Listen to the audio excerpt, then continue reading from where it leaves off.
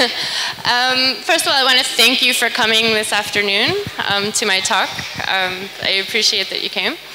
My name is Jennifer Geacone-Cruz, and I'm the content director for Lingvist. Lingvist is a language learning application that helps you to learn a language more quickly and efficiently using artificial intelligence and machine learning. And today I'm going to talk to you about AI and the polyglot perfect together. So the first thing I'd like to do is to start off with, first thing I'd like to do is to start off with a video. I'm going to play a short video for you from Isaac Asimov. In 1988, he did an interview with an American journalist named Bill Moyer, and he had some very interesting things to say, and I will leave it to him to say them. So here we go. Once we have outlets, computer outlets in every home, each of them hooked up to enormous libraries where anyone can ask any question and be given answers, be given reference material, be something you're interested in knowing. From an early age, however silly it might seem to someone else, that's what you're interested in.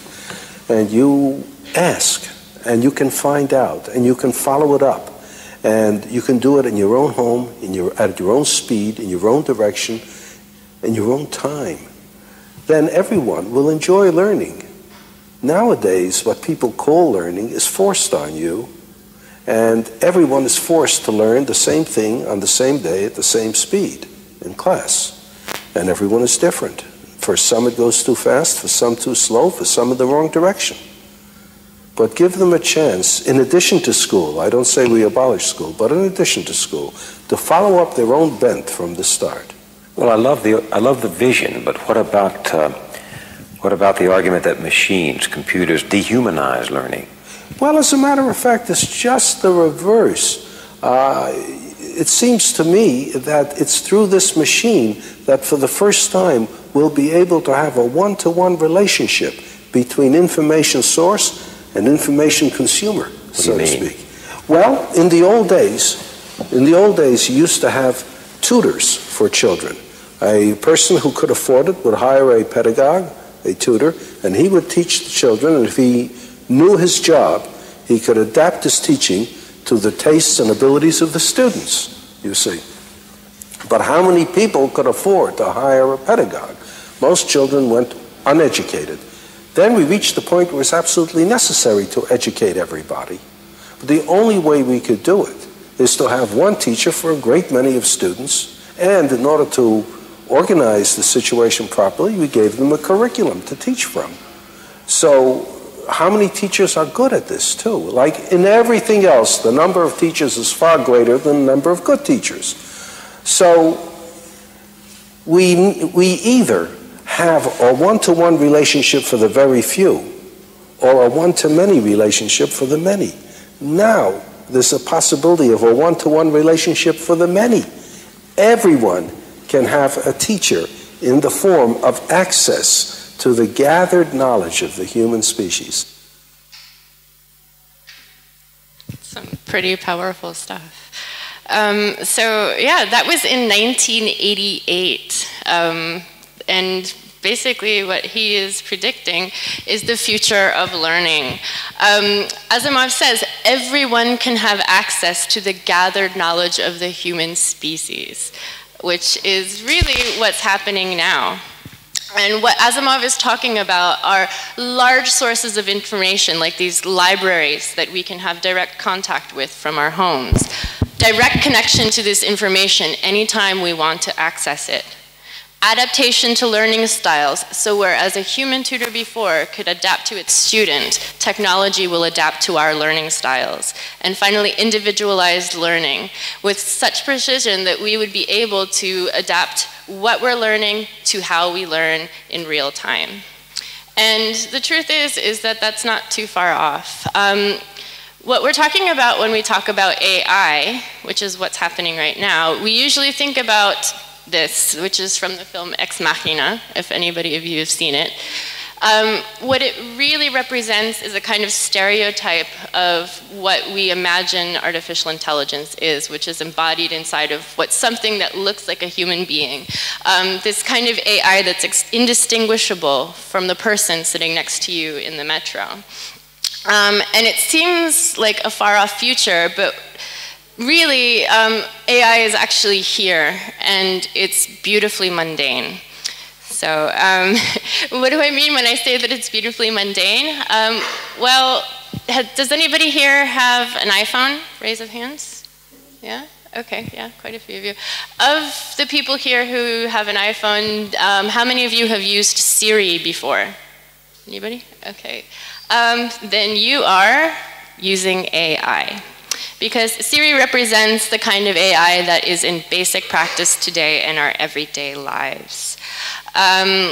Siri is what's called narrow AI. She's based on a specific task that's using pools of data to give you information that you need. Other forms of AI are shown here. Other examples are the Amazon Echo and Alexa. The anti-lock brake systems on cars. It also powers your Google searches. It's behind 50% of all of the stock exchange transactions. And it probably got a lot of you here today to this conference as well by finding you the best deal on your airline ticket. So as you can see, probably it is beautifully mundane because you don't even notice anymore that you're using it. And that means that it's actually been integrated into our lives in a very normal way now. But back to this idea for a moment of this kind of AI. What is the gap between that AI and the AI that we're using today? So here's a little bit of an overview about that kind of AI. We have 3 levels of AI. I'm going to start with the superintelligence, which is maybe the one that's closer to what we imagine. Oxford philosopher and leading AI thinker Nick Bostrom defines superintelligence as the intellect that is much smarter than humans' brains in practically every field, including scientific, creativity, general, and some social skills. And as you can see in recent months, in the last year, 2 years or so, we've had some kind of news in the popular media about, for example, Tay, the AI Twitter, and other kinds of AI that have sort of failed at this idea of social skills or these deeper kind of skills that we tend to associate with human empathy. So superintelligence is the first level of that. Then there's artificial general intelligence, or AGI. This is sometimes referred to as strong AI or human-level AI. And this is artificial and general intelligence refers to a computer that's as smart as a human across the board. It's a machine that can perform any intellectual task that a human being can. And it's creating an AGI is much harder a task than creating an ANI. And we haven't really done it yet. So still, we're not quite there with even AGI, and we're definitely not there with ASI yet. But we do have ANI, or artificial narrow intelligence, and this is what I was talking about when I was referring to Siri, Alexa, Google searches, finding your plane ticket, all of these kinds of AIs that we're using to do tasks for us on an everyday basis. We're asking these narrow AIs to access pools of information for us to answer a very specific query or perform a very specific task and bring that return to us so that we can complete what we need to do. It doesn't involve any kind of novel thinking of its own. It only involves as much input as we can give it as its human or organic originator. So that's where we are right now is with ANI, or artificial narrow intelligence. But the question is even though artificial narrow intelligence is still AI, how can we use AI for language learning? And the truth is yes, it can help language learning. This is very real, and I'm about to show you how that happens. As polyglots, we use ourselves as guinea pigs to try out different methods. How many of you use only one method to learn a language? Can I see a show of hands? Only one method? Okay, who used 2 methods? 3 methods? 4, 5, 6, 7? Anything more than 7 out there? Haha, see what I mean? We love, as polyglots, to use different methods of learning languages. We like to figure out what best fits our personal learning style, what fits our idiosyncrasies, what fits our strengths, and will help us to address our weaknesses. So we're kind of really promiscuous in that sense, because we're ready to try pretty much anything, to use different kinds of hacks and tricks to see what we can do to maximize our learning. And a lot of these methods that we're using in tandem with each other have overlapping bases that can be enhanced by AI. So, one of the things that we talk about when we're talking about how AI can help language learning is to look at some of the things that are already in place in these overlapping bases. One is the corpora. When you learn a language, it'll help you more quickly if you can focus on exactly what it is you want to learn, to focus the scope of what you want to learn. One example of this is if you want to use a method of language learning to learn to use a language in everyday life, to order a coffee, to talk to your neighbor, something like that. If your objective is something a little bit more precise or a little bit more technical, for example, medical language, if you're studying medicine, or if you're studying law, or if you're writing an academic thesis, then you're going to need a very different pool of language to learn from, because that will be more relevant to you than ordering a beer. Maybe not, I don't know. But yeah, so this idea of corpora is focusing on the scope or the pool of words that are most relevant to you to learn. One method that capitalizes on this is Plimsoll. So how many of you have used Plimsoll before? Okay, so this is focusing on the scope of the corpora. Another thing that we talk about is the forgetting curve. The forgetting curve is addressing our memories. So when it comes to the forgetting curve, you want to be able to learn more quickly if you can focus on this. If you can focus on the types of things that you can remember the best. To know when is a good system to review, and when is a good system to learn, and when's a good system to review again. How many of you have used the Lightner system before? Anybody? Okay, so yeah, that's a form of a physical forgetting curve system, or a physical system that allows you to exploit your forgetting curve. You're using a system that's helping you to decide when you're going to forget something or when you need to review it, and try to bring it back again at an appropriate time so that you can get it into your long-term memory. Other methods to do this as well are Anki and Memrise, which are also good at using spaced repetition to be able to do these things as well. So these are two of the overlapping bases that have been enhanced by technology so far. One thing that is also being exploited as well at the moment is that we are using AI to talk about not only the corpora, which we've got here, and in this corpora plot, it's demonstrating the scatter of words between the spoken language and between judicial language. So in my example before, I was using medical language and cafe language. And on the right side, we have literature versus translated language. And even there, the scope is still quite wide. Oh my God, what we're talking about now is the forgetting curve. And in the forgetting curve, we're talking about the best time to learn and the best time to review. And if you see on the top, when you review too infrequently, you start to forget everything too quickly. I think back to a time when you had your German class, for example, once a week, or only twice a week in university, if you took some classes then.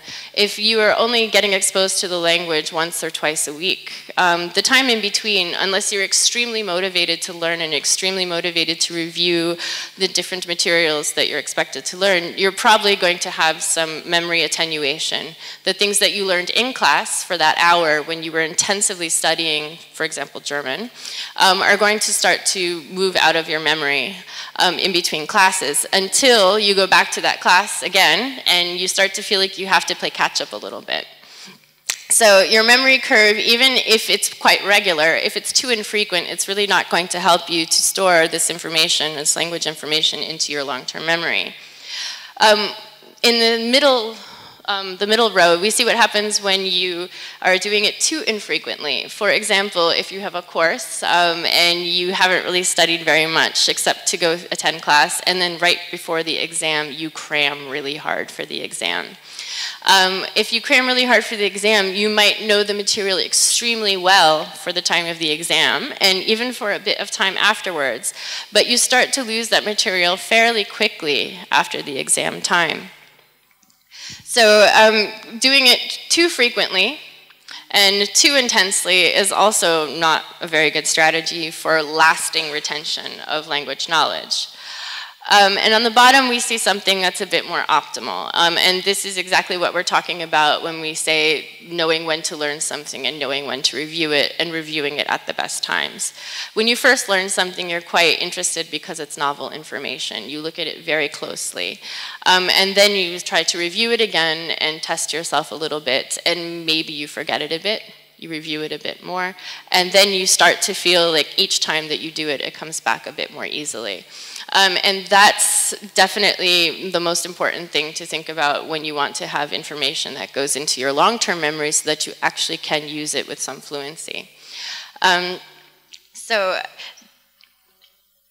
these patterns for forgetting and these patterns for learning aren't really set, but they vary from person to person. And it's interesting how significantly they can differ. And to give you a sort of sense of the difference, we're talking about skills versus abilities. Imagine if I had to run against Usain Bolt, the fastest man in the world, in the 100-meter.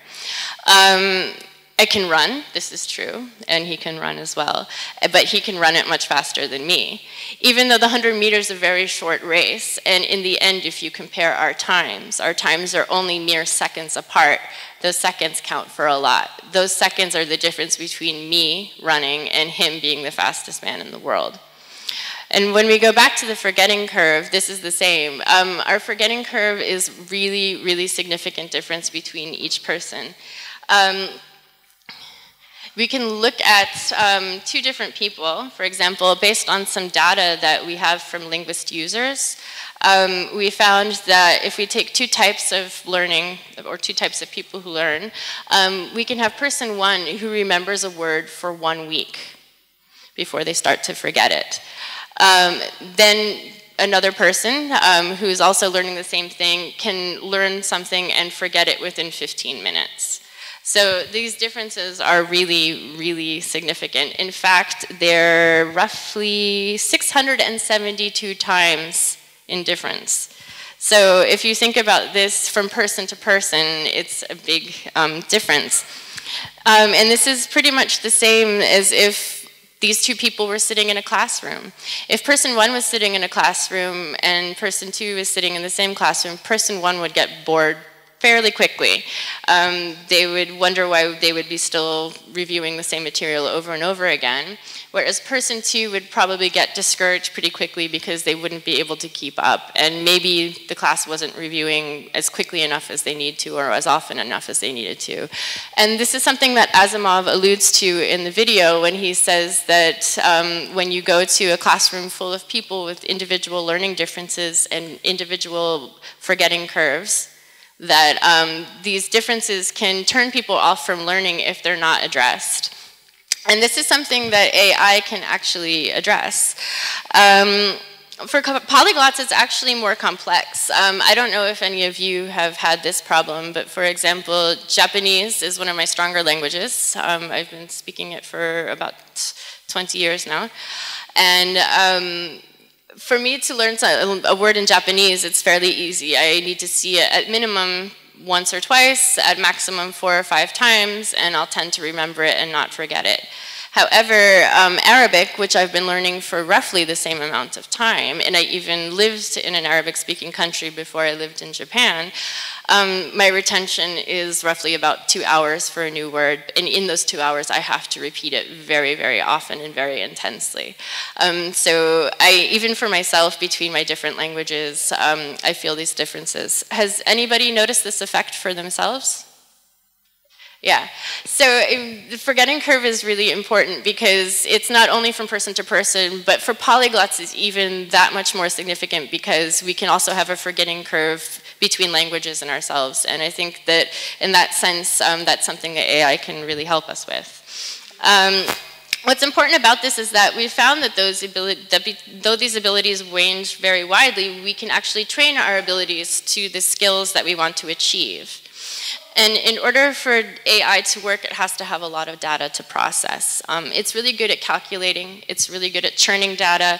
It's really good at making some decisions based on that data, but the fact remains that it needs this data. And this is what these measurements are all about. For example, this measurement about person 1 versus person 2. So how can AI actually practically help language learning? So the first thing to think about is the prioritization of the language learning process. And this is what I mentioned before as the base in the corpora, or when we talk about the pools of words that we learn from. It's prioritizing the most significant things that you would like to learn based on whether you would like to learn everyday language, if you would like to learn something to study medicine, if you want to learn to be able to communicate with your family, if you would like to learn something in order to be able to excel at a particular topic. So it focuses the scope of what you want to learn. The next point that it actually will be able to help you with is using your learning pace and your capability. So processing what kind of mistakes that you make and helping you to understand what you genuinely don't know. So if it's really something you've never seen before and you make a mistake simply because you've never seen it before, which is very different from when you make a mistake when something is confusing. How many of you, I'm pretty sure pretty much everybody in this room has experienced confusing two words, false friends, similar sounding words, even words that have the same combination of letters that aren't even related to each other at all across two different languages. For the multilingual brain, this idea of capability or this idea of making mistakes for collocation, or if you stroop, using the stroop effect, if you ever get strooped out by your two different languages, AI can sort of make a little bit of a decision about these mistakes. Is it really a mistake about you not understanding, or is it a mistake about something else? Yes? So the stroop effect is when you have something that's, for example, if you see the word green but written in blue, and you're asked to read it and you say blue. So there's overlapping strooping, for example, for words in similar languages or mutually intelligible languages. We also have this effect with people when they're talking about false friends. For example, to be embarrassed in Spanish, a lot of people will say embarazada, which means to be pregnant instead, because it sounds like embarrassed. For a native English speaker, this could be a big problem. Making a decision about these kinds of mistakes is important because it can tell you exactly what you need to focus on. This is also possible, for example, with an application like Lingvist, since you can use it on your mobile device, like a lot of these applications, if you're actually making a physical or mechanical mistake. For example, if you have to type something in and you make a typographical error. These typographical errors, or if you hesitate before giving the answer, possibly because you're processing in your brain, you're trying to remember or access the information, or if for another reason you don't know the answer but you'd like to know it, and if there's a reveal function, for example, Lingvist has a reveal function, you can ask for a hint and see it. And so these kinds of quote-unquote errors are very different than actual errors that you make if you don't know the answer. And knowing the difference between these two is really important if you want to get data for yourself about your own learning so that you can do something with that and move forward. Then there's the final user's existing knowledge. And this is what Asimov was talking about when he was talking about standard curricula in schools. What AI can do is take each person that comes to it and it can decide, okay, if you know this, it's very likely you may also know this based on other people who have similar paths. We like to think that we're unique, and we are unique, every one of us is, but we are still humans, which is something very important that we have in common. And we all still live in a modern society where a lot of things that we use are standardized. And in this standardization, we've developed stuff like standardized curricula. So if you've taken a general course of French in high school, for example, for most places, they have a very standard set of skills that you're expected to complete when you finish this course.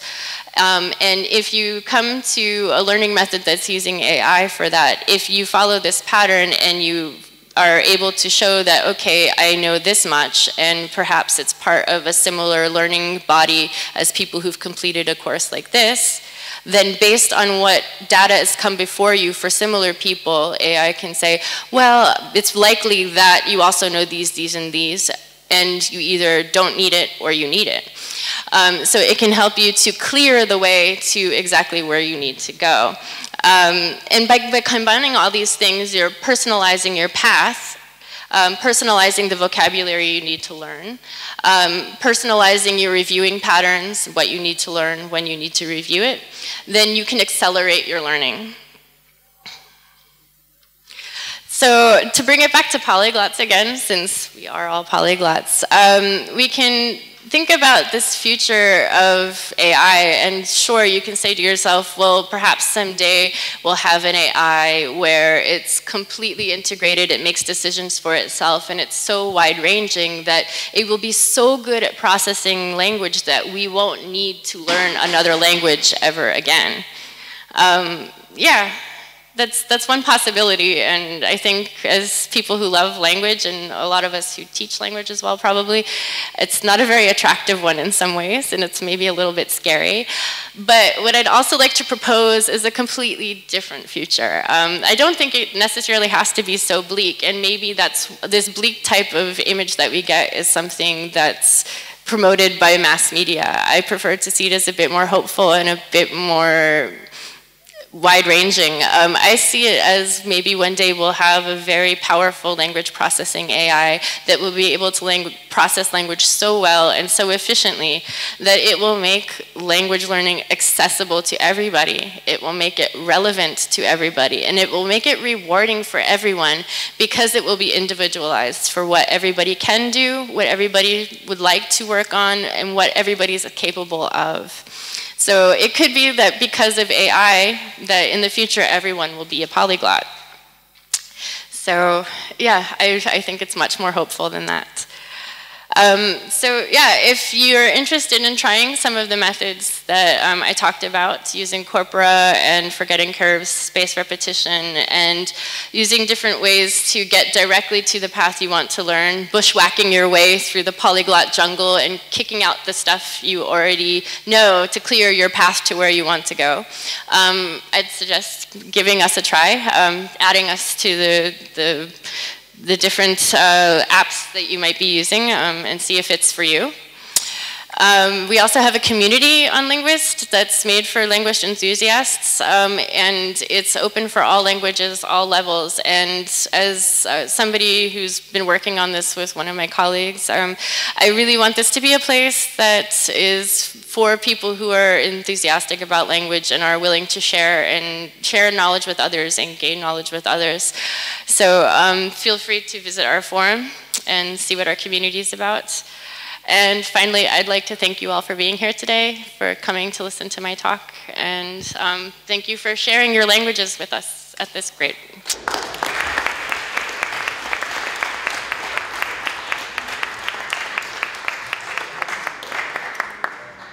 Are there any questions?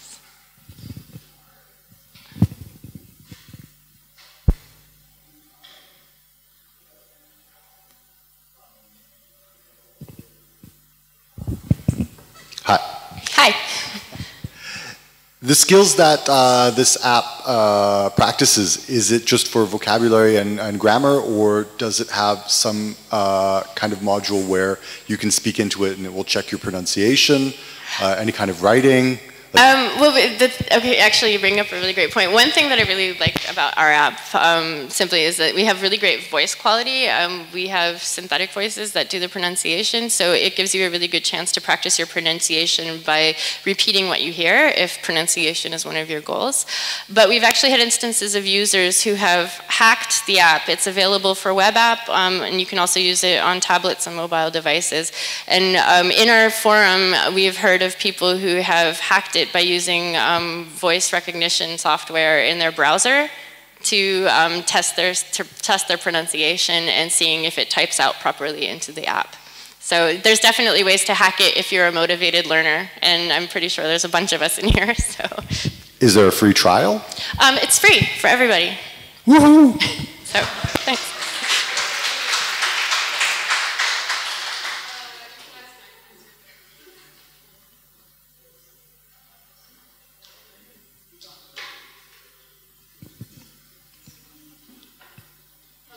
Hi.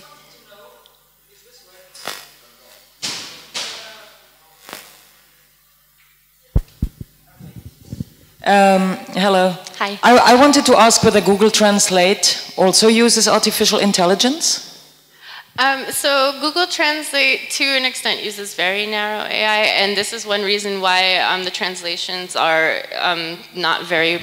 Yeah, that's what I wanted to ask. Also, why the translations are so good in some of the big European languages, and they're so totally useless from some other languages? Okay, so so Google Translate uses the corpora that's available on the internet, and if you're using a language that is A, very present on the internet, for example, English or French or Spanish, and B, has a lot of examples, then it's going to be much more likely that the translation that you put in is going to come back more accurate. Another thing that I also think is quite fascinating is that the users of the Translate itself can give back feedback or to help improve the accuracy of the translations. Whenever I use Google Translate, I often like to go in and check and test the accuracy of translations because I'm a translator myself as well. And for example, when I'm doing Japanese, I'm always curious at the quality, and if I see there's a poor translation, I give feedback about it, because even those little feedbacks, if you have a group of people that over time are consistently giving feedback, it will improve the quality of the translations of the languages that maybe are a little bit less present or less accessible on the internet. One point I'd like to point out is that unofficially, like, English is the most widespread language on the internet, and that also affects the quality of the translations as well. So that's one thing to consider. Thank you, Jen. This question will be for Ave, who's in business development. Since you said that the model is free, it will be for Ave to answer about what is the business model. Go ahead, Ave. Hi, everyone. Yeah, Lingvist is for the time being, it's for free, but we're a very young company still. So we appreciate everyone who comes in and learns with it, because, as Jen pointed out, artificial intelligence needs data to become better. So the more learners we have, the better Lingvist can be at predicting you. But at the current moment, we're already have started asking money from some learners. We think our product is good enough. So if you're a Japanese person learning English, then that's too bad. You'll have to pay to learn English with us. Well, if you want to learn TOEIC. We have a TOEIC module that just came out. So if you're focused on the test of English for international communication, we do have pay modules for TOEIC, but we still have a free general course as well. So.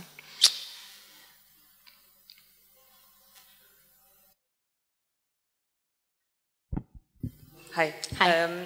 You said that different people have different forgetting curves. Yes. I was wondering if you collect any data about your users and their pre-existing knowledge when they start learning with you, and if there are any correlations, like regarding, the number of languages that someone speaks, and then how it affects their forgetting curve. This is the kind of data that I'm personally very invested in. At the moment, I don't think we take data for pre-existing languages, do we, Ave? So I can maybe help you with this. So we don't in particular ask people about whether they speak one language or another, but we have picked up similarities. So for instance, an English person learning French, they will have an easier time because of the languages being slightly similar. And although we don't ask this about our learners, but we do see some patterns that multilingual people, like it seems that a person is multilingual based on their answers and the way that they respond. It differs. It kind of gives an advantage to people who are learning the first language. Thanks.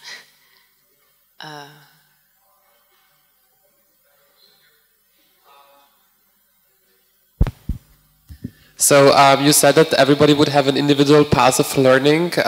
So for instance, if I already have an A1 or A2 level of a certain language, is there a replacement test in the beginning, or how does it work? Well, in the beginning, you're asked to complete a few cards so you get an idea of actually what you're expected to do. And then after a certain point, you start to get some cards, some of which you probably already know in the beginning. And if you get those correct, the cards that come at you next are sort of judged at particular levels, and based on the answer you give, if it's given correctly, this is where that idea of if you know this word, it's very likely that you know these words as well because they're at the same level or at the same collocation, or they're clustered around the same neighborhood, and maybe they're part of the same, standardized level, what have you.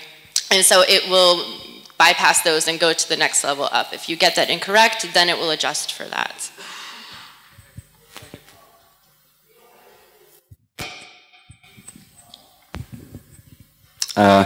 Hi. So we were talking earlier. I'm a language teacher as well, and I definitely believe in using technology, AI, to complement classes and use them to enhance it.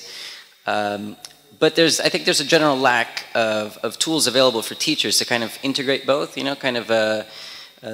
all this technology, like Memorize, Anki, and stuff, but it doesn't give you good, good data. Good feedback to kind of track your students' progress. Do you guys plan on having something like that, having something set up where you can kind of track your students' progress within Lingvist? Yeah, we would like to do that, and it's an idea that we're looking at pretty closely right now. Personally, I definitely think it would be fantastic. As a teacher, when I was teaching English-based courses for Japanese students, they were generally university-age students who had completed a minimum of 10 years of English in school, and they still had a ways to go before they could function at the university level. So I found that students, especially in that particular rubric and cohort, really wanted to have usable data that they could apply to themselves. And I think that this is a really unique opportunity to be able to do that. But I think it would still be applicable for even younger learners as well.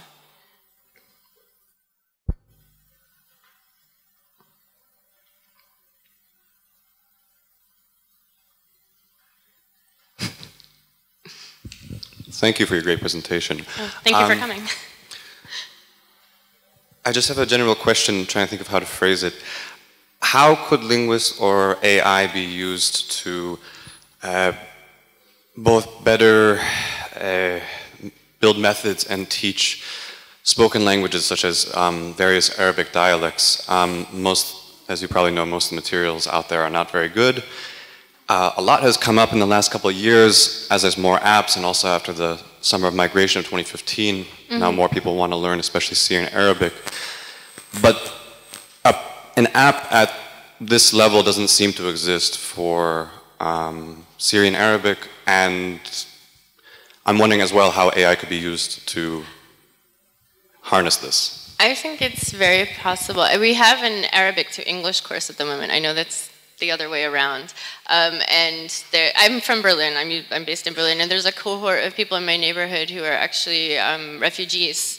And the people who are organizing training courses for the refugees have been using it to help them to improve their English, using English as a gateway language for German. So one idea that I've got is that possibly we could use it as it exists right now. For example, Lingvist doesn't offer English to Arabic, but you could use it as a gateway language to something else. For example, French as a gateway language to Arabic. But I think that it's definitely applicable for people to learn to learn, and it's just a matter of finding the right kind of corpora to work from. And I think that as somebody who's gone through second language or third language education learning Arabic, I do agree that the types of, for example, if you're using English as a source language, the types of materials that you get could definitely be a lot more engaging. And I think that from a business perspective, that just needs to be made more attractive in terms of textbooks and things like that. But I think that this is a gap that technology can definitely fill.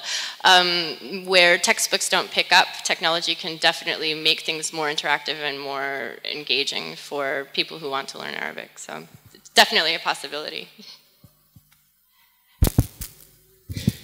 Hi, thanks for the talk. Duolingo claimed that they measured actually the success of their software by saying that, I think they said like, if somebody learns 3 months with the app, it's like going 6 months to a university course. Have you actually measured the ability to talk to real humans of the students who learned with Lingvist? Well, we have this interesting bit of data that came out that's looking at different learning styles. I think that making standardized blanket assumptions like that are a little bit, they can be a little bit tricky because learning styles are so different, but also there's so many confounding factors that go into your learning. Part of it is not just what your capabilities are and what your background is, but how much actual time and effort you can afford to put into it right now. We have such busy lifestyles, and this is one reason why people often put off learning a language. They want to do it desperately, but they simply don't have the time or energy, focus, what have you. And I think that in that sense, these types of external factors put far more pressure these days on people and actually decrease the efficacy of their learning than their internal factors. So I don't always think that things like learning 3 months or 6 months is always that representative. I think what we try to focus on at Lingvist is the fact that it's about active learning time and what you as the learner puts into it, and that we're a tool, and how you use that tool is very important. We have some data that shows that people with 3 different kinds of learning styles, one that's very intense, so they learned for long periods of time in a very short time span, and a second group of people who learned for a medium amount of time over a slightly longer time span, and people who learned just a few, like 10 minutes a day or 15 minutes a day over a very long time span. They all reached 2,000 words in just 17 hours, but that 17 hours had to be active learning time. So I think that to make blanket statements like that's a bit tricky, and that you really have to take into account people's active learning time, how focused they are, how relaxed they are when they learn. So yeah, I think, and like I said, we're all individual, and this is why we try to make it as individualized as possible.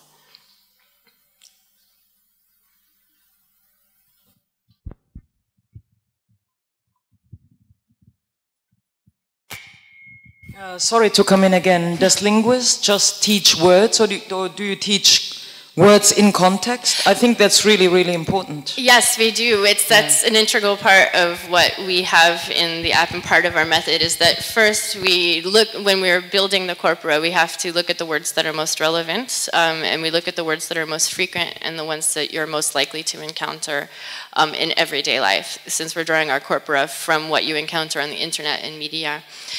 So you have things that you will most likely see when you're actively using the language, and we put them into the context that's most frequently first.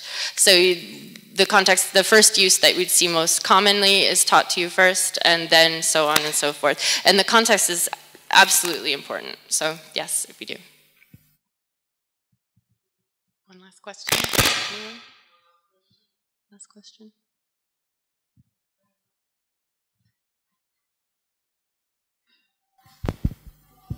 Do you have all levels from A1 all the way to the C1 level, for example? We have levels that go all the way up. We don't actually gauge it against the standard framework, but we have equivalencies. So we try to map our levels, which we have, to what you might be able to understand as the standard equivalency as well. So we wouldn't say okay, once you get to this level, you're B2 or A1 or what have you, but it's more about the body of knowledge that you receive, because it's applicable.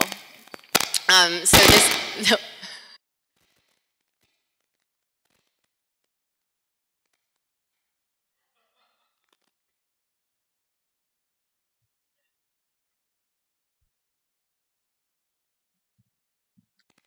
But we have internal levels with which you can gauge your own progress as well inside of the app.